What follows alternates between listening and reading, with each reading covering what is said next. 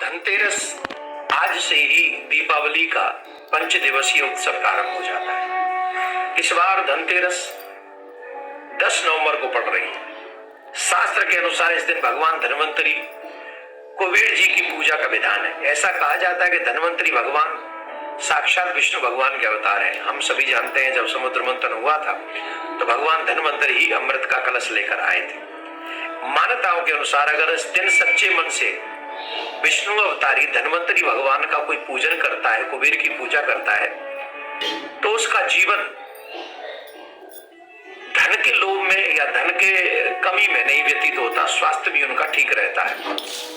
धनतेरस को धन त्रयोदशी भी कहा जाता है। इस दिन सोना चांदी बर्तन खरीदना बेहद शुभ माना जाता है। धनतेरस पर देवताओं के वैद्य माने जाने वाले भगवान धन्वंतरी माँ लक्ष्मी की पूजा की जाती है।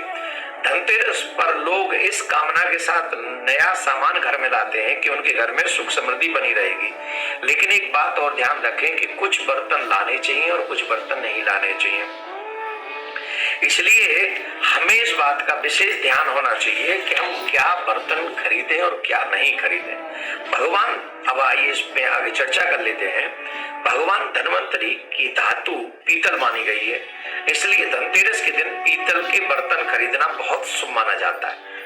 पीतल के अलावा धनतेरस के दिन सोने चांदी तांबे आदि का सामान बर्तन खरीद सकते हैं। इस दिन धातुओं की चीजें बहुत शुभ मानी जाती है। मान्यताओं के अनुसार धनतेरस के दिन ये चीजें घर में लाने से मां लक्ष्मी और धन्वंतरी भगवान दोनों की कृपा सहज में उसे प्राप्त हो जाती है। इसके अलावा इस दिन झाड़ू भी खरीदनी शुभ मानी जाती है।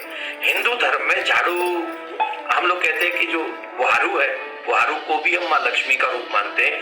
माँ लक्ष्मी उसमें वास करती है। कई चीजें हम बताते भी हैं कि बुहारू कभी ऐसी जगह पे नहीं रखना चाहिए जहाँ सबकी दृष्टि पड़े।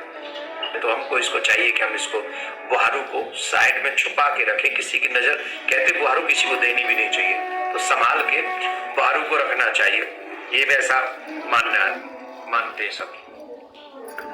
इस दिन नई झाड़ू भी लानी चाहिए और कहते हैं जो लोग इस दिन नई झाड़ू लाते हैं माँ लक्ष्मी का आगमन माना जाता है। धनतेरस के दिन लोहा खरीदना कभी भी शुभ नहीं माना गया है। धनतेरस पर कोई भी लोहे की नुकीली चीजें भूलकर भी नहीं खरीदनी चाहिए, इससे आपको हानि हो सकती है। साथ ही धनतेरस पर एल्युमिनियम की जो चीजें होती हैं वो भी खरीदने से बचना हमको चाहिए। धनतेरस वाले दिन मैं आपको एक मंत्र और बताता हूँ। अगर आप इस मंत्र को ज्यादातर जाप कर